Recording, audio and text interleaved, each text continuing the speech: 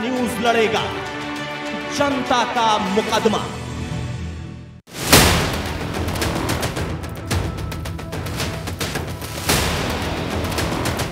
कांग्रेस की स्ट्रैटेजी वही है, तो केंद्रीय नेताओं की कोई क्रेडिबिलिटी नहीं है और स्थानीय मुद्दे पर स्थानीय चेहरे पर खेल रहे हैं। आप ठीक है।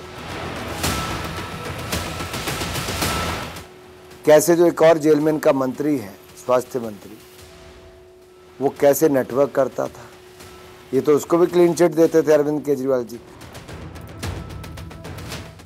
दिल्ली के शिक्षा मंत्री मनीष सिसोदिया शराब घोटाले में घिरे हुए बुरी तरह से, मुख्य आरोपी हैं, लेकिन किंग पिन अरविंद केजरीवाल।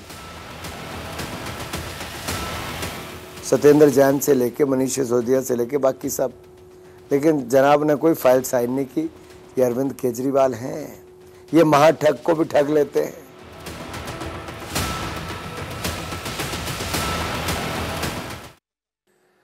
नमस्कार दोस्तों, मेरे साथ इस एक्सक्लूसिव इंटरव्यू के अंदर इंडिया न्यूज़, ITV नेटवर्क और न्यूज़ एक्स पर एक खास मेहमान मौजूद हैं जो इस वक्त हिमाचल प्रदेश के गांव-गांव घूम रहे हैं और कोशिश कर रहे हैं कि उनकी मेहनत के साथ भारतीय जनता पार्टी वापस से सत्ता के अंदर आ जाए। यूनियन मिनिस्टर फॉर INB और साथ में पॉपुलर अनुराग ठाकुर मेरे साथ जुड़ रहे हैं। मेरे साथ इंडिया न्यूज़, न्यूज़ एक्स और ITV नेटवर्क पर जुड़ने के लिए बहुत बहुत धन्यवाद अनुराग जी। धन्यवाद और आपका देवभूमि हिमाचल में स्वागत। शुक्रिया। अनुराग जी, आपका एक वीडियो काफ़ी वायरल हो रहा है और मैं देख रहा था कि कैसे एक बस जो थी वो रुकी हुई थी और आप खुद निकले और उसके बाद आपने बस को पुश किया। फिर मैं कल आपके ट्विटर पर देख रहा था आप बच्चों के साथ सेल्फी खिंचा रहे हैं। तो क्या अनुराग ठाकुर अपने पर्सनल कनेक्ट और पर्सनल चार्म का यूटिलाइजेशन करके भारतीय जनता पार्टी को वापस से हिमाचल में सत्ता में लाने की कोशिश कर रहे हैं? देखिए, कोई वोट के लिए नहीं ये सब होता है, ये नेचुरल है। अगर आप मेरे साथ दिन की 10 सभाएं भी करोगे, आपको 10 में देखने को मिलेगा बच्चे भी आके गोद में बैठ जाएंगे, फ़ोन लेके आएंगे, फ़ोटो खिंचवाना शुरू करेंगे, नौजवान कंधों पर उठा लेंगे, बहनें मातृशक्ति मालाएं पकड़ के और सिर पे हाथ फेर के आशीर्वाद देती हैं। ये बहुत अलग आपको यहाँ पे सब कुछ देखने को मिलेगा, क्योंकि मैंने कभी अपने संसदीय क्षेत्र को एक पॉलिटिकल फील्ड की तरह नहीं लिया है। मेरा एक बड़ा परिवार की तरह ये पूरा क्षेत्र है और शायद मैंने यहाँ पे यही कमाया है। मैं जब युवा मोर्चा का राष्ट्रीय अध्यक्ष भी था, तब भी देश भर में मेरी ट्रैवलिंग बहुत होती है। उसके बाद अलग अलग जिम्मेदारियाँ रही, तब भी यहाँ के कार्यकर्ताओं ने कहा कि नहीं, आप जाइए, पार्टी ने आपको बड़ी जिम्मेदारी दी है, आप देश में जाके काम कीजिए, हम यहाँ पे संभालेंगे। और मैंने 4 चुनाव लड़े साहब। जितने कार्यकर्ता मेरा चुनाव लड़ते हैं, जनता जिताती है, यही इनका आशीर्वाद है। और जहाँ तक लोगों से मिलना, सेल्फी खिंचाना, मुझे लगता है एक याद है जो मेरे पास भी रहती है, उनके पास भी रहती है, एक दूसरे को याद करने के लिए अच्छा लगता है। पिछली बार लोकसभा में हमीरपुर की जनता ने आपको एक रिकॉर्ड मार्जिन से जिताया था, पर इस वक्त इलेक्शंस की बात करूं अनुराग जी, तो एक जो फैक्टर है जो है रिबेल फैक्टर। अगर मैं मंडी की बात करूं तो वहाँ कई रिबेल्स खड़े हुए हैं, मैं कुल्लू की बात करूं उस जिले के अंदर रिबेल्स खड़े हुए हैं, बिलासपुर की बात करूं तो वहाँ पे रिबेल्स खड़े हुए हैं। तो आपको नहीं लगता कि क्या आपकी पार्टी जो रिबेल फैक्टर्स है 15 से ज़्यादा सीटों पर जो बागी खड़े हुए हैं उसको अंडर एस्टिमेट करने की कोशिश करी? इसलिए मैं कह रहा हूँ क्योंकि जनरली हिमाचल प्रदेश का ये रिवाज भी रहा है कि 5 साल के अंदर वो सरकार बदलती है और इस बार अगर इतने independents quote and quote rebel खड़े हुए हैं तो ये आपके जो पूरे एफर्ट है, प्राइम मिनिस्टर के एफर्ट हैं, JP नड्डा जी के एफर्ट है, पार्टी के एफर्ट हैं, इस पर ऐसा तो नहीं कि आखिरी मोमेंट पे एक डेट्रीमेंटल बाधा डाल सकते हैं? कोई नहीं चाहता कि उसकी पार्टी का कोई नेता बागी हो, विरोध में खड़ा हो। हम सब ने प्रयास किए कि कोई खड़ा ना हो, काफ़ी लोग बैठे भी, लेकिन जब महत्वाकांक्षाएं बढ़ जाती हैं और आपको लगता है कि आपकी पार्टी सत्ता में आ रही है और आपको ही टिकट चाहिए, या आपको लगता हो कि आप विनिंग कैंडिडेट हैं, उस तरह से भी अब हर व्यक्ति को लगता हो।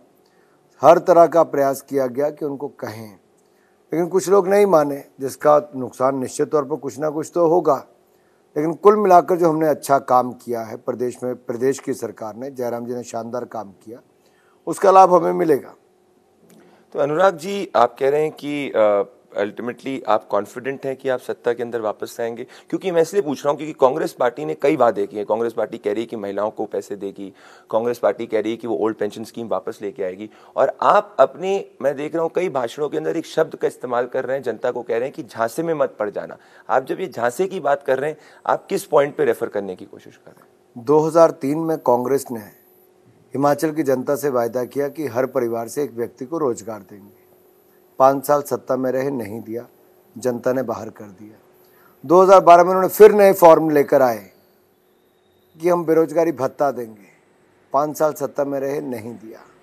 इसी तरह से कांग्रेस ने पंजाब, राजस्थान, छत्तीसगढ़ में फॉर्म भरवाए कि किसानों के कर्जे माफ़ करेंगे, नहीं किए।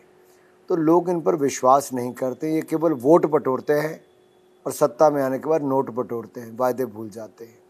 हमने कहीं नहीं कहा था कि हम 125 यूनिट बिजली मुफ्त में देंगे, बिल नहीं देंगे, पानी मुफ्त में देंगे, या फिर 60 साल की उम्र की महिलाओं को पेंशन लगाएंगे, युवाओं के महिला और पुरुषों को पेंशन लगाएंगे। हमने वो भी किया। ये सब हमने तब किया। इसके साथ साथ वैक्सीनेशन भी सबसे नंबर 1 हम लोग आए। फिर जो केंद्र की ओर से उज्ज्वला योजना चलाई गई, हमने प्रदेश में मुख्यमंत्री गृहिणी योजना जयराम जी की सरकार ने चलाई। हर बहन को रसोई गैस का सिलेंडर चुल्हा दिया। केंद्र आयुष्मान भारत योजना लेके आए, तो जो बाकी बचे थे उनके लिए हिम केयर जयराम जी की सरकार लेकर आई।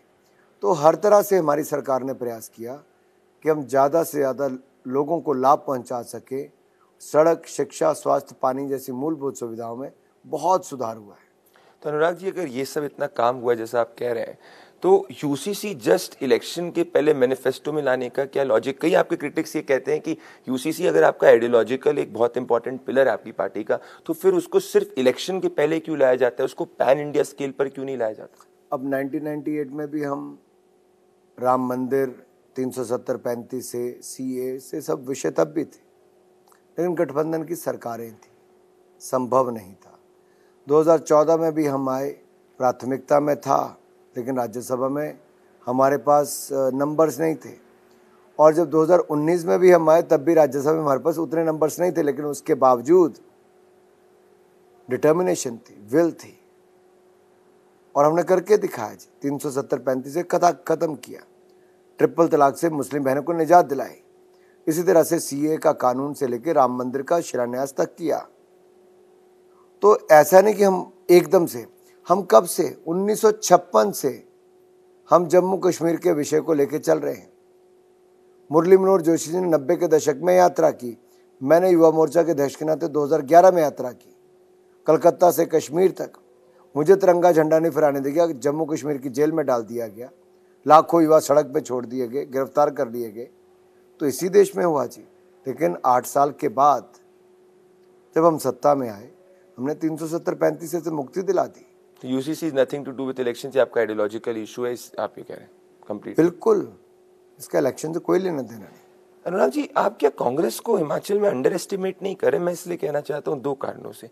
पहली चीज कि इस वक्त कांग्रेस की स्ट्रैटेजी अगर मैं एज ए सिफोलॉजिस्ट देखूं तो काफी डिफरेंट है। राहुल गांधी को एक भी बार एज कैंपेन के अंदर हिमाचल में नहीं उतारा है। प्रियंका गांधी 1-2 बार सभा में, जहां पे भी ज्यादा भीड़ देखने को नहीं मिली है। वो एक लोकलाइज्ड इलेक्शन लड़ने की कोशिश कर रहे हैं हर सीट में। अगर मैं उनके बैनर्स को भी देखूं तो उसमें जो कैंडिडेट का जो चेहरा होता है वो ज्यादा बड़ा होता है, कांग्रेस पार्टी का सिंबल होता है, फिर जाके छोटे छोटे चेहरे सेंट्रल लीडर्स के होते हैं। तो ऐसा तो नहीं कि ये कैंडिडेट लेवल इलेक्शन बन जाएगा जिसमें जो आप काम गिना रहे हैं वो सेकेंडरी हो जाएंगे और फिर उसमें आपको नुकसान हो सकता है। इसलिए भी क्योंकि हिमाचल के अंदर आपने भी देखा है कि जो सीट्स की मार्जिन होती है वो काफी नैरो होती है। आपकी असेसमेंट ठीक है। कांग्रेस की स्ट्रैटेजी वही है। वो केंद्रीय नेताओं की कोई क्रेडिबिलिटी नहीं है और स्थानीय मुद्दे पर, स्थानीय चेहरे पर खेल रहे हैं। आप ठीक है। तो आपको लगता है कि कांग्रेस खुद मान रही है कि राहुल गांधी की कोई क्रेडिबिलिटी नहीं है, इसीलिए आ ही नहीं रहे? आपने एक और काफी बड़ा अटैक कुछ समय पहले किया था। आपने आपका थोड़ा राष्ट्रीय परिप्रेक्ष्य में आपका ध्यान केंद्रित करना चाहता हूं। आपने मनीष सिसोदिया को एक कहा था मोनीश करके, जो काफी वायरल भी हुआ था। अब हम देख रहे हैं कि आम आदमी पार्टी के संदर्भ के अंदर सुकेश चंद्रशेखर जो एक महाठग है वो एक के बाद एक लेटर्स रिलीज कर रहे हैं। अब जब आम आदमी पार्टी से इस पर सवाल पूछा गया तो कह रही है कि भारतीय जनता पार्टी को गुजरात और हिमाचल चुनाव जीतने के लिए एक महाठग का इस्तेमाल करना पड़ रहा है। आप कैसे देखते हैं इसको? अरे, जिसने महाठग को भी ठग लिया हो वो अरविंद केजरीवाल जी, जिन्होंने दुनिया के साथ, क्योंकि जिस व्यक्ति का आपने नाम लिया है वो जेल में बंद है और जेल में सारी सुख सुविधाएं पाने के लिए अरविंद केजरीवाल जी फ़ोन पे बात करते हैं और अपने पत्र में लिख के बोल रहे हैं, चिट्ठी में लिख के बोल रहे हैं। कैसे जो एक और जेल में इनका मंत्री है स्वास्थ्य मंत्री, वो कैसे नेटवर्क करता था, ये तो उसको भी क्लीन चिट देते थे अरविंद केजरीवाल जी। तो अब सारी परतें खुल रही हैं। पंजाब के इनके स्वास्थ्य मंत्री को 2 महीने में इस्तीफा देना पड़ा भ्रष्टाचार के चलते। दिल्ली के शिक्षा मंत्री मनीष सिसोदिया शराब घोटाले में घिरे हुए बुरी तरह से, मुख्य आरोपी हैं, लेकिन किंग पिन अरविंद केजरीवाल है। आप याद रखिए, कोई फाइल साइन नहीं की, सबको फंसाया, सत्येंद्र जैन से लेके मनीष सिसोदिया से लेके बाकी सब, लेकिन जनाब ने कोई फाइल साइन नहीं की। ये अरविंद केजरीवाल हैं, ये महाठग को भी ठग लेते हैं। अनुराग जी, पर ये अरविंद केजरीवाल ने आज ये ट्वीट किया, क्योंकि आपने, मैंने देखा था, काफ़ी कॉम्बैटिवली उनको काउंटर किया था। तो उन्होंने कहा कि भारतीय जनता पार्टी ने पंजाब चुनाव के पहले मुझे आतंकवादी कहा था, अब गुजरात, और फिर वो पंजाब चुनाव जीत गया, अब गुजरात और हिमाचल चुनाव के पहले उसको भ्रष्ट कह रहे हैं। अगर वो भ्रष्टाचारी है तो वो कह रहे हैं कि उनको जेल में डाल दो। इनकी इच्छा भी पूरी करेंगे, लेकिन जांच एजेंसियां करेंगी, कानूनी प्रक्रिया से करेंगे। हम इनकी तरह अराजकता फैलाने वाले नहीं हैं। हम कानून व्यवस्था में और संवैधानिक संस्थाओं में बहुत विश्वास रखते हैं। ये तोड़ने वालों में से हैं, हम संस्थाओं का सम्मान करने वालों में से हैं। इतना बड़ा देश, इतना बड़ा लोकतंत्र बगैर संस्थाओं के नहीं चलता है जी। और अरविंद केजरीवाल जी का ऐसी संस्थाओं पे कभी विश्वास ही नहीं था। तो आपके लिए ना आम आदमी पार्टी ना कांग्रेस 2024 के, अगर मैं कॉन्टेक्स्ट में बात करूं, तो कोई बड़ा चैलेंजर के रूप में नहीं है, क्योंकि अरविंद केजरीवाल अपने आप को कह रहे हैं कि वो आईबी की रिपोर्ट की बात करते रहते हैं कि 90 सीट आ रही है आईबी की रिपोर्ट। फिर 2 दिन पहले उनने ये कहा कि आप, भारतीय जनता पार्टी ने उनको ऑफर दिया था कि आप जो है गुजरात से बैक ट्रैक कर लीजिए, वहाँ कांग्रेस पार्टी भारत जोड़ो यात्रा कर रही है। तो आपको नहीं लगता ये कोई बहुत बड़े कॉन्टेंडर्स हैं आपके लिए इन रन अप टू 2024? मैंने इतना फर्जीवाल कोई देखा नहीं पहले।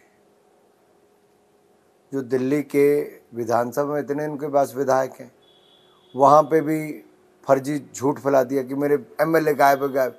बाद में पूरा दिन टीवी पे खबर खाने के बाद में कहता अच्छा वो तो अपनी माता जी से मिलने गए थे, वो तो किसी और के साथ घूमने गए थे। अब मीडिया अभी तक इसको जाना नहीं, मैं तो हैरानी करता हूँ जी। आप कल्पना कीजिए, जो व्यक्ति सारा दिन झूठ बोलता है और छपाई में विश्वास रखता है, जनता की गुड़ कमाई का 1200 करोड़ रुपया 2 साल में केवल एडवर्टाइजमेंट पे खर्च कर देता, वो भी कोविड के समय जब पूरी दुनिया जूझ रही थी, और ये जनाब अपनी छपाई करा रहे थे, अपनी फोटो छपा रहे थे। ये ऐसे व्यक्ति हैं, अपने लिए कुछ भी कर सकते हैं, ये अपने साथियों को बलि दे देते हैं, तो आपके लिए क्या करेंगे? अनुराग जी, अगर आपने एक और बड़ी बात कही थी, आपने कहा था कि भारत जोड़ो यात्रा के अंदर वही लोग जुड़ रहे हैं जो भारत को तोड़ने की बात कर रहे हैं। वहीं एक तरफ कांग्रेस पार्टी के नेशनल स्पोक्स पर्सन्स कंप्लीटली कह रहे हैं कि बीजेपी जो है डर चुकी है, बीजेपी को वो डर चुकी है, इसीलिए बीजेपी के केंद्रीय नेता, आप खुद JP Nadda ji, prime minister Narendra Modi इस कैंपेन के अंदर 24 घंटे हिमाचल में लगे। आप कैसे देखते हैं कि कांग्रेस पार्टी इज सेइंग कि the BJP has the fear of losing Himachal, that's why Anurag Thakur, JP Nadda and prime minister Narendra Modi are 24/7 involved in Himachal? Forget about losing or winning. Look at the commitment we have, which is lacking in Congress. Rahul Gandhi ji क्यों नहीं है? क्या उनके लिए हिमाचल का चुनाव महत्वपूर्ण नहीं है? क्या उनके लिए गुजरात का चुनाव महत्वपूर्ण नहीं है? या कांग्रेस पार्टी ने कहीं मन बना लिया है कि राहुल गांधी को कैंपेन में शामिल नहीं करेंगे, क्योंकि उनके जहां जहां पांव पड़ते वहां कांग्रेस हारती है? तो ये तो कांग्रेस को तय करना है। भारत जोड़ो यात्रा में प्रियंका जी क्यों नहीं जुड़ पाई? क्या वहां सब ठीक चल रहा है? अब ये कई सवाल खड़े होते हैं जी। अनुराग जी, मैंने ये देखा है कि कैंपेनिंग के वक्त, towards the last part of interview में आपसे, कैंपेनिंग के वक्त आप काफ़ी इमोशनल भी हो गए थे। 3 हफ्ते पहले आप जब जनसभा को संबोधित कर रहे थे, आप 2017 को याद करते हुए you got very emotional in it. आपको लगता है अनुराग जी कि जिस तरीके से आप इस वक्त लगे हुए, जो 2017 के अंदर जो गलती हुई थी या जो कमियां रही थी, वो 2022 के चुनाव में नहीं है? और क्या वो क्षण था जिस तरीके से आप इमोशनल हो गए? क्योंकि मैंने आपका ये रूप इस बहुत ज़्यादा फ्रीक्वेंटली नहीं देखा है जिस तरीके से इस वक्त मैं देख रहा हूँ। देखिए, जब आप अपने कार्यकर्ताओं को जानते हैं कि 2017 के परिणाम के बाद भी वो कितने भावुक हुए, सबके मन कितने टूटे, सब एक तरह से जैसे लगता था कि उनके लिए दुनिया ख़त्म हो गई, लेकिन उनके पास एक ऐसा नेता था जिन्होंने सबको फिर वहीं से खड़ा करना शुरू किया, प्रेम कुमार धूमल जी, जो चुनाव के 4-5 दिनों के बाद फिर फील्ड में थे, सबको जोड़कर सबसे मिलकर पोलिंग बूथ को मजबूत करते हुए ऊपर तक आए। अब ये सीखने वाली बात है कि 1.5 साल बाद जब लोकसभा के चुनाव आए तो उसी विधानसभा में 29,000 मतों की लीड आई, 29,000 वोट इन्हीं कार्यकर्ताओं ने की, उसी जनता ने वोट दिया। 5 साल उसी विधानसभा को बिल्कुल एक प्रत्याशी के नाते 2017 के बिल्कुल पाला, और जब चुनाव से 2-4 महीने पहले प्रधानमंत्री जी को पत्र लिख के कहा कि आप नया उम्मीदवार चुनिए, मैंने 2017 के प्रत्याशी के नाते इस विधानसभा को खड़ा करके दे दिया है। और वहाँ का कार्यकर्ता उस दिन बहुत भावुक था, वहाँ का कार्यकर्ता बहुत जोश में था, और उनका मैं रूप देख रहा था कि इनकी 5 साल की तपस्या और तप, और अब इनके चुनाव की घड़ी आई है, इनके दिल पे क्या बीत रही होगी। लेकिन वही भारतीय जनता पार्टी का कर्मठ कार्यकर्ता है, जहाँ भाजपा का कोई भी कार्यकर्ता देश का प्रधानमंत्री या राष्ट्रीय अध्यक्ष या किसी भी पद पे पहुँच सकता है। ये हमारी पार्टी की ताकत है। प्राइम मिनिस्टर नरेंद्र मोदी भी बहुत एक्टिवली इंटरेस्ट ले रहे हैं हिमाचल के अंदर। During the course of campaigning क्या प्राइम मिनिस्टर की आपसे बातचीत कुछ हुई जो आप शेयर करना चाहते हैं? प्राइम मिनिस्टर किस तरीके से दिख रहे हैं? क्योंकि मुझे याद है कि पिछली जो जनसभा थी, प्राइम मिनिस्टर ने काफ़ी वो क्षण याद किए थे कि कैसे जब वो हिमाचल के अंदर समय बिताते थे, कौन उनको जानता था, कहाँ वो रहते थे। So is this election has now become about Prime Minister Narendra Modi, Anurag Thakur, JP Nadda, and you have taken it on your own sleeves, which I did not see in the last earlier elections, if I compare this election. प्रधानमंत्री मोदी जी का बहुत लगाव है हिमाचल प्रदेश से। 1994 से लेकर 2001 तक वो हिमाचल के प्रभारी रहे, बहुत समय बिताया, बहुत सारे लोगों को व्यक्तिगत रूप से जानते हैं। हिमाचल में बहुत बड़ा नेटवर्क भी उनका अभी भी है जो पुराने लोगों को जानते हैं, तो कई जगह बात करते हैं, कई लोगों से फीडबैक भी लेते होंगे, लेकिन सच्चाई तो यह है कि वो हिमाचल के लिए बहुत कुछ करना चाहते हैं, और इस डबल इंजन की सरकार में वो करके दिया है। चाहे एम्स हो 1500 करोड़ का, पीजीआई हो, या मेडिकल कॉलेजेस 4 नए खोले हों, 70 साल में 2 थे, 4 नए खोल दिए। रेलवे लाइन्स हो, चाहे ऊना तलवाड़ा रेलवे लाइन हो या भानुपुली बिलासपुर हो, उसका निर्माण कार्य तेजी से शुरू कराया, एक का पूरा करवाया। वंदे भारत एक्सप्रेस चलाई, IIIT, IIT, NIT, central university, IIM से लेके बाकी इंस्टीट्यूट्स दिए, अटल टनल बना कर दी, 4 लेन 2 नहीं 3-3 दे दिए। अभी अपने आप में दिखाता है कि जो हमने 70 साल में जिस तरह के प्रोजेक्ट नहीं देखे, वो सब हिमाचल प्रदेश में बन रहा है। तो कहीं ना कहीं जो मोदी जी का एहसान, मैं तो एहसान इसलिए कहता हूँ कि जितना दिया है, हमारी मांग जितनी थी उससे ज़्यादा मोदी जी ने दिया, मांगने की आवश्यकता नहीं पड़ी। फिर भी ये ओपीएस आपको नहीं लगता कुछ बाधा डाल सकता है इस पूरे? एक तरफ पूरी मूलभूत सुविधाएं हैं, एक तरफ पूरा काम है, डबल इंजन है, ओपीएस कहीं इसमें एक रोड़ा तो नहीं लगा सकता है? ओपीएस को काफ़ी बड़े रूप से बाकी विपक्षी दल भी उठा रहे हो, कहते हैं कि हिमाचल जो है एक गवर्नमेंट एम्प्लॉयज़ काफ़ी संख्या के अंदर हिमाचल में। नहीं, निश्चित तौर पर हिमाचल में अधिकारी कर्मचारियों का बहुत बड़ा योगदान हिमाचल के विकास में भी है, और हमने जो आज तक उपलब्धियां हासिल की, कोई भी सरकार हो, अधिकारी कर्मचारियों के सहयोग के साथ ही की है। लेकिन ये भी सच्चाई है कि ओपीएस वापस कांग्रेस ने किया, केंद्र में भी कांग्रेस थी, प्रदेश में भी कांग्रेस थी। ओपीएस बदल के NPS, new pension scheme, Congress लाई। अब न्यू पेंशन स्कीम कांग्रेस लाई, 10 साल कांग्रेस केंद्र में रही, प्रदेश में रही, लेकिन बदला नहीं।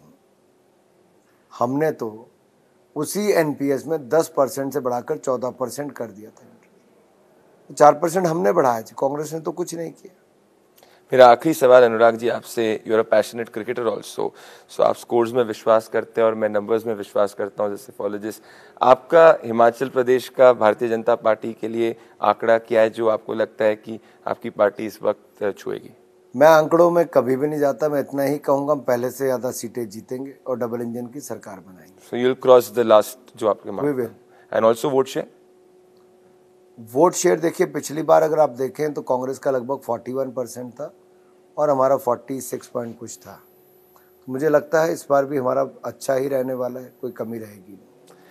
दोस्तों, मेरे साथ आपने सुना केंद्रीय मंत्री, एनबी मिनिस्टर और हिमाचल में completely very very popular Anurag Thakur ने हर उस सवाल का जवाब दिया जिसको आप पूछना चाहते थे। अब 12 तारीख को हिमाचल की जनता बताएगी कि कितना वो अनुराग जी और तमाम भारतीय जनता पार्टी के वादों के ऊपर विश्वास रखती है। मेरे साथ अनुराग जी, आप कंप्लीटली कैंडिड थे और इस इंटरव्यू के अंदर जुड़े, बहुत बहुत धन्यवाद। शुक्रिया। आपका धन्यवाद।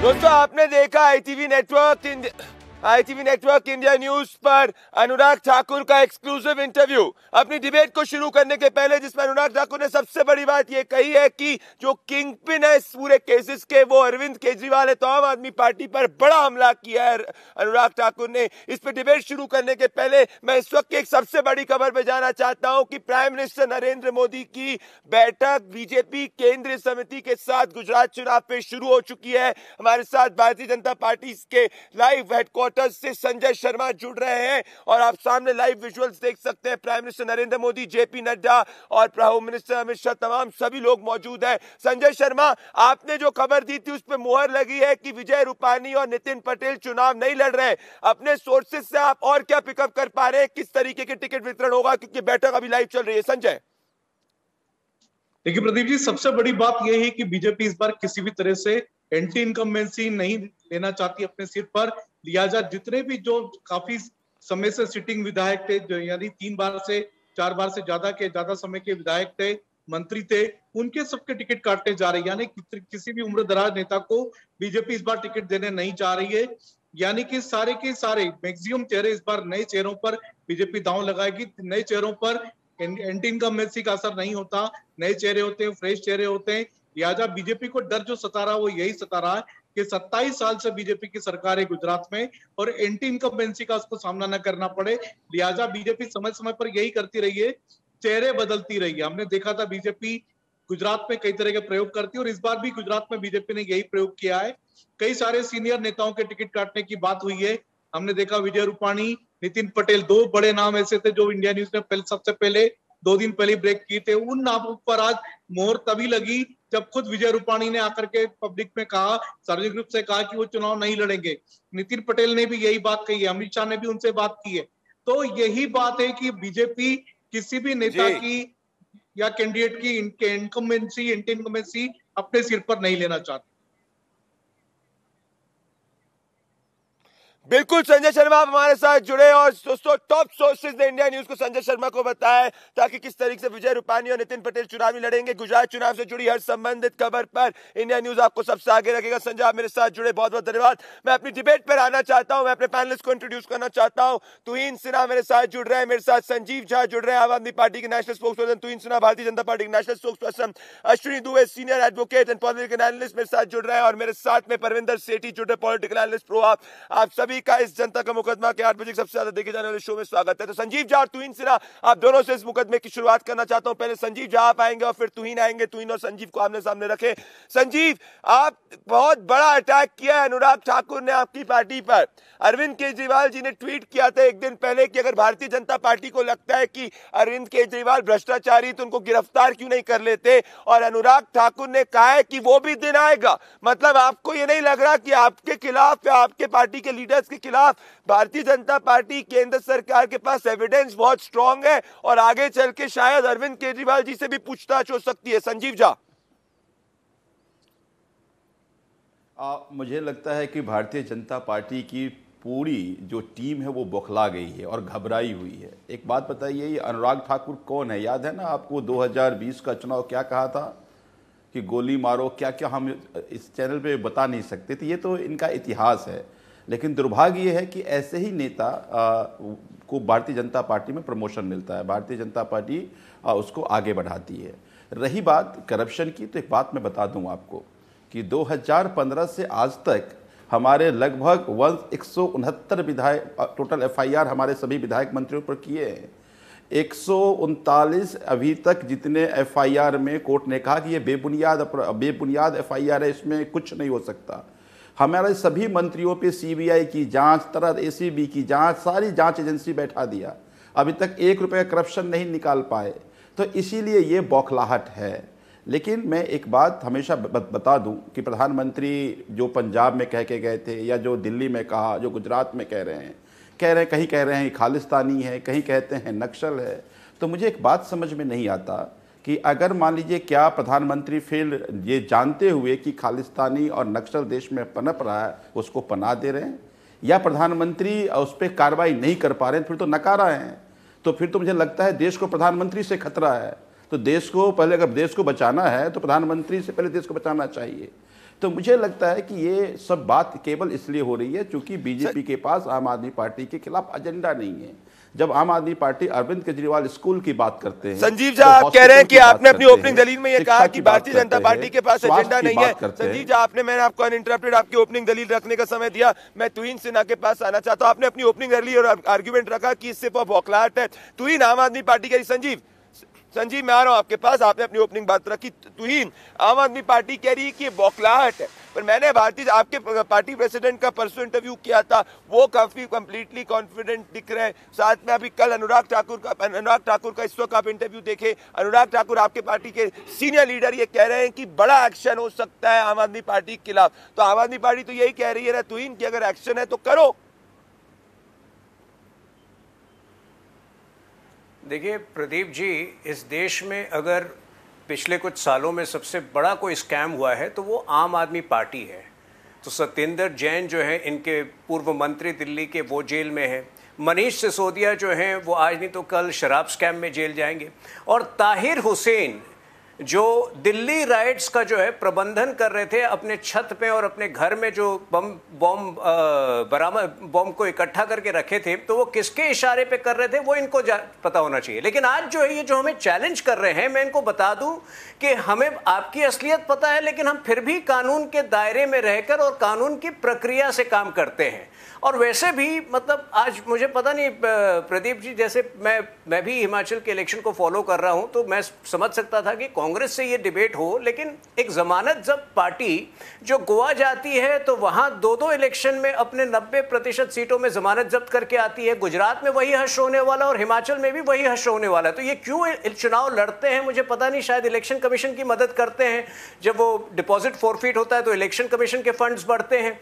तो लेकिन मुझे लगता है कि हमारा कोई कंपटीशन इस वक्त आम आदमी पार्टी से नहीं है, ना दिल्ली में भी। चूंकि ये चुनाव का सीजन है, आप देखेंगे कि दिल्ली में भी जो म्यूनिसिपल कॉर्पोरेशन के इलेक्शन हो रहे हैं, वहां पर भी आम आदमी पार्टी जो है, जो उनके हाल के कारनामे हैं, उसके बाद वो हार की ओर आगे बढ़ रहे हैं। तुहिन कह रहे हैं हार की ओर आगे बढ़ रही। संजीव जहां मैं आपके पास आऊंगा, पर परमिंदर सेठी और अश्विनी दुबे के पास आना चाहता हूं। संजीव मैं आपको काउंटर का समय दूंगा। परमिंदर सेठी आप आइए और अश्विनी दुबे आएंगे। परमिंदर सेठी, देखिए बात दरअसल क्या है कि इस वक्त अगर आम आदमी पार्टी की जो छवि है वो ईमानदार पार्टी की, अगर जनता के बीच में वो छवि धूमिल हो जाती है और उसके बाद तो आम आदमी पार्टी की जो नींव है वो सवाल उठ जाएगी। और भारतीय जनता पार्टी सेठी जी ये कह रही है कि सत्येंद्र जैन अभी तक जेल में है, कोर्ट ने अभी तक उनको बेल नहीं दी है। वो कह रही मनीष सिसोदिया जो है उनके ऊपर कार्रवाई चल रही है। तो सवाल ये उठ रहा है कि आम आदमी पार्टी क्या परमिंदर सेठी जी बैकफुट पे नहीं दिख रही है आपको एविडेंसेस के आधार पर? देखिए, पूरे संसार के अंदर जो चुनाव है ना, मैनिफेस्टो में किए गए वादों के आधार के ऊपर होता है, डेवलपमेंट के ऊपर होता है, एजुकेशन के ऊपर होता है, स्वास्थ्य के ऊपर होता है, शिक्षा के ऊपर होता है। लेकिन हमारे देश के अंदर जात के नाम पे, प्रांत के नाम पे, हिंदू मुसलमान के नाम पे, भारत पाकिस्तान के नाम पे मैंने इतनी सिक्योरिटी, इतनी बड़ी पार्टी में इतनी इनसिक्योरिटी नहीं देखी कि वो इतने घबराए, इतने बौखलाहट में है कि एक पार्टी, नई पार्टी आई है, अभी उसकी 2 स्टेट में सरकार है, तीसरी और चौथी स्टेट में उनको इतनी बौखलाहट और इतनी घबराहट हो गई, वो अपनी संवैधानिक संस्थाओं का मिसयूज कर उनके ऊपर कोर्ट केस डाल रहे हैं। सीबीआई जांच करेगी, ईडी जांच करेगी, उसका फैसला कोर्ट करेगा। अब जब देश का इतना बड़ा मंत्री कहता है कि हम इनको जेल में डालेंगे, इसका मतलब ये जो जुडिशरी है उसको भी डायरेक्शन देते हैं किसको जेल में डालना है, किसको नहीं डालना। सीबीआई इंक्वायरी करती है, उसके बाद बीजेपी के प्रवक्ता, बीजेपी के बड़े बड़े नेता जो फैब्रिकेटेड वीडियोस बनाकर, कभी चंद्रशेखर को बयानबाजी लेकर जो सारी दुनिया को लूटता है, जो एक अपराधी है, गैंगस्टर है, फिरौती लेता है, लोगों को ब्लैकमेल करता है, वो किसी को पैसे क्या देगा? लेकिन नेशनल टीवी पे आके बीजेपी के प्रवक्ता और लीडर उस व्यक्ति की गारंटी लेते हैं कि नहीं, ये व्यक्ति सही है, जो व्यक्ति जेल के अंदर है। इन सब बातों के साथ अश्विनी, एक प्रश्न चिन्ह खड़ा होता है। अश्विनी, जो ये एविडेंसेस हैं, अश्विनी धर्मेंद्र सेठी जी, मैं आ रहा हूं आपके पास। आपने अपनी ओपनिंग जल्दी रखी, संजीव झा और तुहिन सिन्हा के पास आ रहा हूं, पर पहले अश्विनी दुबे के पास आ जाए। तो अश्विनी, जो सुकेश चंद्रशेखर का लेटर आया है, उसके बाद जो भी कार्रवाई चल रही है तथाकथित शराब घोटाले के अंदर, तो इन सब में क्या एविडेंसेस स्ट्रॉन्ग दिख रहे हैं आपको अश्विनी? क्योंकि आप सुप्रीम कोर्ट के सीनियर एडवोकेट भी हैं। क्या आम आदमी पार्टी की आगे की राह मुश्किल होने वाली है? क्योंकि अभी जो पूरी की पूरी जांच है, वो अभी डेप्यूटी चीफ मिनिस्टर को भी एक्यूज नंबर 1 बनाया हुआ है, और साथ में अगर अनुराग ठाकुर ये कह रहे हैं अश्विनी कि किंगपिन अरविंद केजरीवाल हो सकते, मतलब बीजेपी या केंद्र सरकार या एजेंसीज के पास क्या वो एविडेंसेस है जिससे अरविंद केजरीवाल जी, जो आम आदमी पार्टी के नेशनल कन्वीनर है और दिल्ली के मुख्यमंत्री, उनसे भी पूछताछ हो? देखिए, एविडेंस होने पर निश्चित तौर पर जो भी प्रोस्पेक्टिव एक्यूज्ड हैं उनके ऊपर कानून सम्मत इन्वेस्टिगेशन भी होनी चाहिए, यही देश का कानून कहता है। और इन्वेस्टिगेशन के बाद अगर अरेस्ट नेसेसरी है तो अरेस्ट भी होना चाहिए। दूसरा, इस देश में दिल्ली एक ऐसा क्लासिक एग्जाम्पल है जहां कॉन्स्टिट्यूशनल पोस्ट पर बैठा व्यक्ति जेल जाने के बाद भी 3 से 4 महीने होने पर मंत्री पद इंजॉय करता है। एक पटवारी को अगर सजा हो जाती है तो 24 घंटे अगर जेल में रहता है तो उसका पटवारी पद चला जाता है। लेकिन संविधान की शपथ लेकर, संविधान सम्मत कार्य करने की शपथ लेकर जो व्यक्ति पिछले 3 से 4 महीने से जेल में हो, उसी संविधान को ठेंगा दिखा रहे हैं। तीसरा, जिस तरह से सोशल मीडिया पर एक chief minister, democratically elected chief minister tweets circulate करते हैं, मैसेजेस करते हैं, वो देश की एजेंसीज और देश की कानून व्यवस्था का मखौल उड़ाते हैं। चौथा, खुलेआम जिस तरीके से पंजाब में पुलिस के सामने गोलियां चलती हैं और मार दिया जाता है, पुलिस वहां पर मूक दर्शक बनी रहती है, वो लॉ एंड ऑर्डर डिटोरेट कैसे हो रहा है, वो उसको इस्टेब्लिश करता है। पांचवा, जब अप्रूवर किसी केस में, जिस केस में ऑलरेडी इन्वेस्टिगेशन चल रही है, लेफ्टिनेंट गवर्नर के कहने पर चीफ सेक्रेटरी इन्वेस्टिगेशन करवा रहे, 144 करोड़ रुपए वेव ऑफ करने की बात जहां पर ऑलरेडी चल रही हो, ऑलरेडी एस्टैब्लिश्ड हो, उसके बाद भी इन्वेस्टिगेशन में सपोर्ट करते, इसमें उसको ग्लोरीफाई करना, मैं समझता हूं कि ये जो कॉन्स्टिट्यूशनल ब्रेकडाउन है, इसी को कहेंगे। मैं तो एक कानून का विद्यार्थी होने के नाते इतना समझता हूं कि कोई व्यक्ति अगर संवैधानिक पद पर बैठा है, कोई व्यक्ति चीफ मिनिस्टर जैसी रिस्पॉन्सिबल पद पर बैठा है, तो उसकी ये जिम्मेदारी होती है, एक छोटा भी सम्मान आए तो वो उसके पास जाकर के उसका आंसर करे। तो यहाँ आंसर करने के बजाय चैलेंज हो रहा है। अश्विनी ने सेफ फैक्ट्स रे करे, आप अशांति से सुन रहे थे। अश्विनी ने 6 फैक्ट्स ऑन द टेबल रे करे। संजीव झा फिर तुहिन सिन्हा के पास आना चाहता हूं। संजीव झा, देखिए प्रिंसिपल क्या है संजीव झा? अभी तक आपकी जो ओपोनेंट रही थी, अगर मैं बात करूं तो ओपोनेंट आपकी कांग्रेस पार्टी रही थी पंजाब के अंदर, जहां पे कांग्रेस के सामने आप लड़ रहे थे। यहाँ पे आप भारतीय जनता पार्टी के खिलाफ लड़ रहे हैं और यहाँ पे आप प्राइम मिनिस्टर नरेंद्र मोदी के खिलाफ गुजरात के अंदर लड़ रहे हैं। तो पहली बात तो ये हो गई। दूसरी बात, आपको नहीं लगता संजीव झा कि अब पहली बार ऐसा हो रहा है कि आपकी पार्टी की जो ईमानदार छवि है उस पर सवाल उठाए जा रहे हैं, और सत्येंद्र जैन हो गए, भले मनीष सिसोदिया हो गए, इन पे कार्रवाई चल रही है जो अभी तक नहीं चलती थी, और यह आपकी पार्टी की बुनियाद को सवाल के घेरे में खड़ा कर रहा है? संजीव झा, देखिए, बिल्कुल ठीक कहा आपने। पहली बात कि मुझे लगता है कि पूरे वर्ल्ड के इतिहास को अगर देख लेंगे तो आम आदमी पार्टी एकमात्र ऐसी पार्टी है जो केवल 10 साल के अंदर एक स्टेट में 3 बार सरकार बनाती है, वो भी 50% से ज़्यादा वोट के साथ बनाती है। पंजाब में सरकार बनती है और लैंडस्लाइडिंग विक्ट्री हम पंजाब में करते हैं। आज गोवा में हमारे विधायक हैं, आज गुजरात में इनकी नींद हराम हमने करके रखा है। लेकिन यही कारण है जो आप कह रहे हैं कि इनकी पूरी कोशिश क्या है कि सब मानते हैं कि आम आदमी पार्टी के नेता, आम आदमी पार्टी के विधायक, आम आदमी पार्टी के मंत्री ईमानदार हैं, तो कोशिश ये की जा रही है किसी तरह से बेईमान हम साबित कर दें। अभी जो बात हो रही सत्येंद्र जैन जी का, 2016 में FIR हुआ था, 2016 का एफआईआर 2019 में सीबीआई पहले केस क्लोज करती है, फिर 2022 में ईडी उठाती है, 2019 में ईडी एफआईआर करती है और अभी 4 महीने से जेल में है। डॉक्यूमेंट के नाम पर अभी तक कोर्ट में कुछ नहीं दिया। जज ने यह कहा कि भाई आप डॉक्यूमेंट क्यों नहीं प्रोड्यूस करते, तो कहा कि जज बदल दो, ये जज बायस्ड है, फिर दूसरी जगह गया। कोशिश ये किसी तरह से अब जेल की अवधि बढ़ा दे। रही बात हमारे मनीष सिसोदिया जी की, आबकारी का छापा पड़ा। अब एक बात बताइए, बीजेपी के प्रवक्ता या जो एनालिस्ट कुछ और बात कहते हैं। सीबीआई कहती है कि 1 करोड़ का करप्शन हुआ है, एक व्यापारी ने दूसरे व्यापारी को पैसा दिया। तो मेरा यह मानना है कि इसमें सरकार और मंत्री और मनीष जी कहां से आ गए। लेकिन मुझे यह लगता है कि ये तमाम, मुझे लगता है कि पहली बार इतिहास में ऐसा होगा कि मनीष जी के केस में पूरे देश में लगभग 576 से ज़्यादा जगहों पे सीबीआई और ईडी ने छापा मारा। ये आपने कहीं नहीं देखा होगा। लेकिन मैं ये मानता हूं कि इनकी ही एजेंसी ने हमें ये प्रूफ दिया है कि हम ईमानदार नहीं, कट्टर ईमानदार है। मैं उदाहरण देता हूं आपको। 2016 में एक सुंगलू कमेटी बनाई गई थी। सुंगलू कमेटी के जरिए एलजी ने दिल्ली सरकार के एक एक फैसले की जांच की, 1600 फाइल की जांच की, 1 रुपए का करप्शन नहीं मिला। उसके बाद लगातार मनीष जी पे, अरविंद जी पे, सीएम साहब पे, सारे मंत्री पे, सारे विधायक पे सीबीआई ईडी का छापा पड़ा, आज तक 1 रुपए का करप्शन नहीं मिला।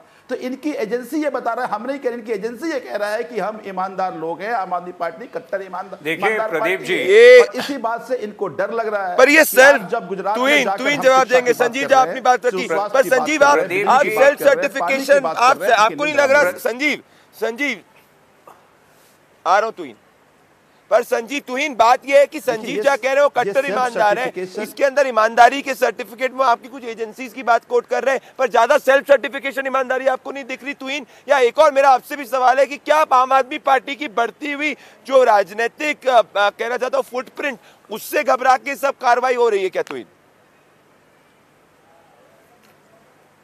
सबसे पहले तो हम क्यों घबराएं? आपको पता है, आप खुद हिमाचल प्रदेश में घूम चुके हैं, आप कितनी सीटें दे रहे हैं इनको, 1 या 2 या 0?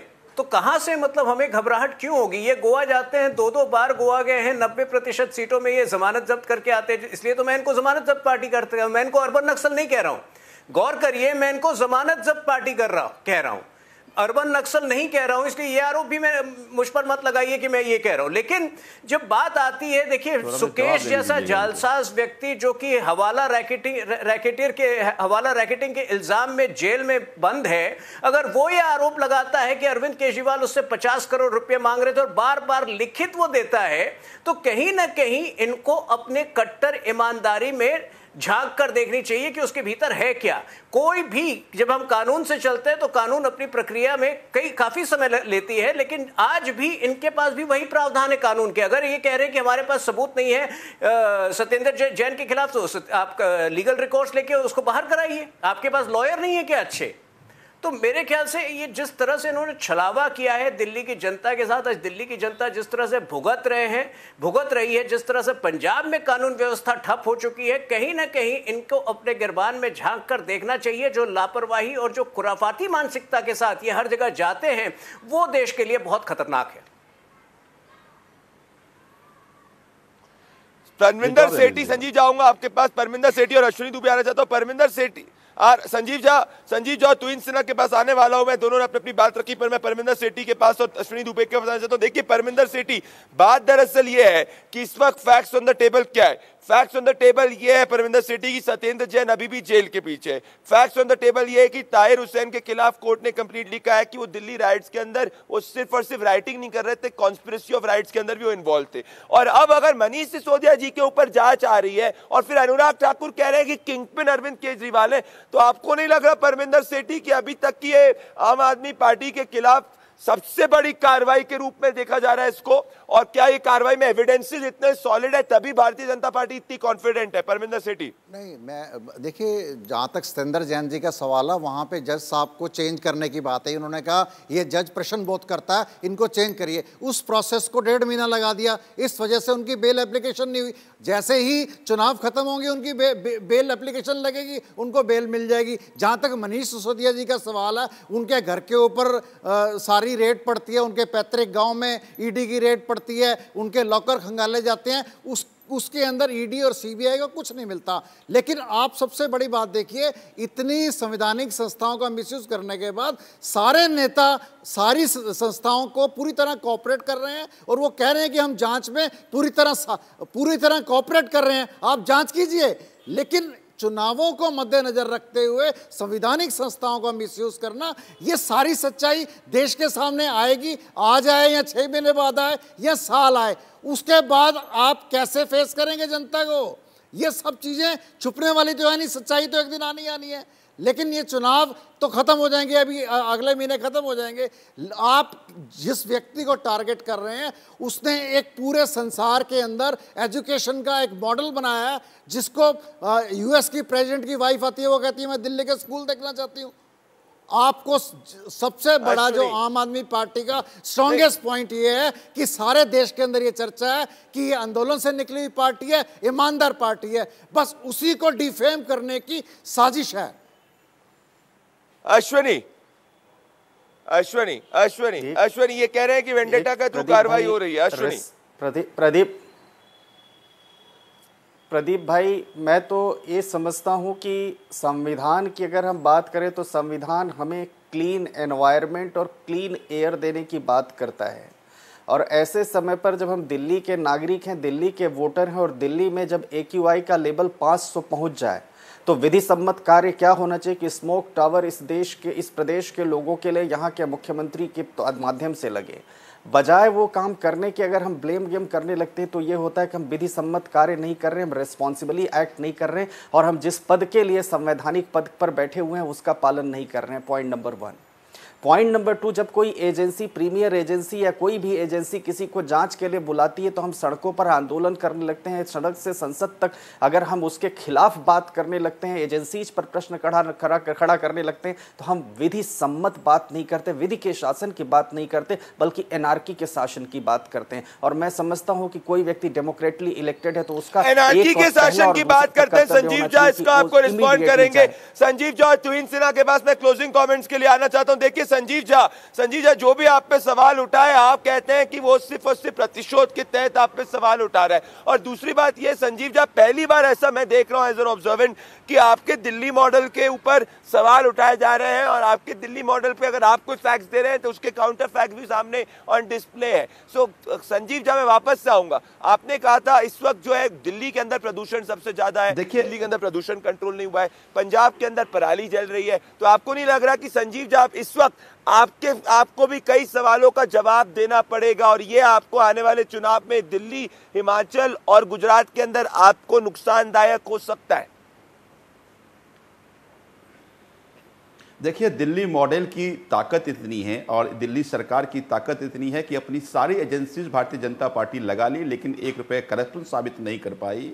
तो अपने एजेंसी से भरोसा उठ गया, अब एक ठग को लेकर आ गए, और वो ठग ये कह रहा है, भारतीय जनता पार्टी ने कहा कि तुम हमारा अब एमसीडी का स्टार कैंपेनर हो, अगर तुमने हमें एमसीडी जिता दी तो तुमको हम जेल से भी निकाल देंगे और कर्नाटका का सीएम भी बना देंगे। ऐसी अफवाहें बाजार में चल रही है। तो अब ये बीजेपी का नेता का, प्रधानमंत्री का साख इतना गिर गया है कि अब प्रचार करने के लिए खुद नहीं बल्कि एक ठग का सहारा लेना पड़ रहा है। दूसरी बात प्रदूषण की है। प्रदूषण कोई केवल दिल्ली की समस्या नहीं है, हवा का कोई बाउंड्री नहीं होता। आज भी हरियाणा के ऐसे 14 डिस्ट्रिक्ट हैं जहां का AQI 250-300 से ऊपर है। तो मैं ये कह रहा हूं, इसी तरह से राजस्थान के कुछ डिस्ट्रिक्ट का समस्या है, इसी तरह से आप उत्तर प्रदेश की, आप नोएडा का देख लीजिए, फरीदाबाद का देख लीजिए। तो मुझे ये लगता है इसमें केंद्र सरकार को गार्जियन की भूमिका में आकर के सबको मिलकर के काम करना चाहिए। लेकिन वो नहीं करेंगे, केजरीवाल जी को गाली देंगे। अरे केजरीवाल जी को गाली देने से समस्या खत्म नहीं होने वाला, पॉल्यूशन खत्म नहीं होना है। आप अपना राजनीतिक प्रदूषण को तुहिन ये कह रहे हैं केजरीवाल को गाली देने की बात कर रहे हैं। तुहिन पर प्रतिशोध की अगर बात आम आदमी पार्टी कर रही, तो जब आम आदमी पार्टी की पंजाब में सरकार बनी थी तो आपके लीडर के खिलाफ भी जाके इन्होंने, आपके लीडर तेजिंदर बग्गा को भी जाकर ये लेके गए थे पंजाब के अंदर। पर ये कह रहे हैं कि आज सिर्फ और सिर्फ आम आदमी पार्टी और केजरीवाल को टक्कर है। तुहिन, क्लोजिंग कमेंट्स। अच्छा याद दिलाया आपने, पहली बार देखिए इतिहास में प्रदीप ऐसा जी, हुआ आज कि आम अगर आदमी एक पार्टी पुलिस की किसी को उठाती है विश्वसनीयता तो जो है रास्ते में वो भी जब फैसला शून्य कर है। लेती मुझसे है, उसको पूछा चुरा गया कर है ले भाई साहब, जाती है। मुझसे पूछा गया ना है, इनको शांति कोर्ट में रखिए। भरोसा है, ना इनको पुलिस पे भरोसा है, ना इनको देखिए संस्था पे भरोसा है। देखिए एक प्रदीप जी, देश इस का वक्त संविधान आम संजीव जी, आपने आदमी दोषी को पार्टी बंद की किया, विश्वसनीयता जो है इस वक्त आम आदमी पार्टी की विश्वसनीयता जो है वो बिल्कुल शून्य है।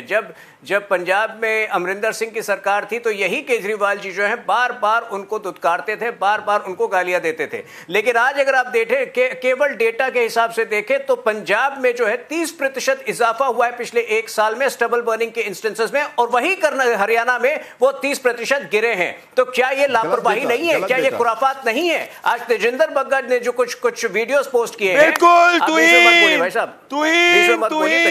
मेरे पास तुहीन संजीव झा, तुहीन संजीव झा, परमिंदर सेठी, अच्छी दुबे, मेरे पास इतना समय था दोस्तों। शिमला में मौजूद हूं इस वक्त, हिमाचल का चप्पा चप्पा घूम रहा हूं, बता सकता हूं ठंड अच्छी है। आप भी आइएगा, चुनावी माहौल गर्म है। मेरे साथ जनता का मुकदमा के एक्सक्लूसिव एडिशन में और अनुराग ठाकुर का आपने एक्सक्लूसिव इंटरव्यू देखा सिर्फ और सिर्फ ITV नेटवर्क में। मेरे साथ प्रदीप भंडारी के साथ ग्राउंड जीरो से जुड़ने के लिए बहुत बहुत धन्यवाद। नमस्कार। लड़ेगा जनता का मुकदमा।